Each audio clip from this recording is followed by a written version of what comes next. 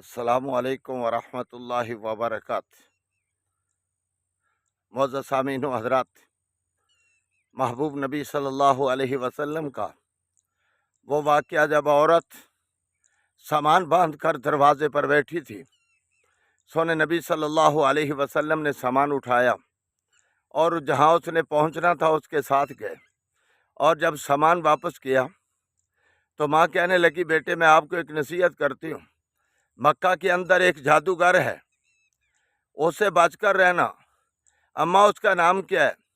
اس کا نام محمد ہے۔ تو آقا فرمانے لگے، اماں جیڑا سامان تہاڈا چکی پھردے اوندا نام ہی محمد ہے۔ کہنے لگی کہ اگر اس کا نام محمد ہے تو یہ جھوٹا ہو سکتا؟ نہیں ہو سکتا۔ کلمہ پڑھیا تو مسلمان ہو گئی۔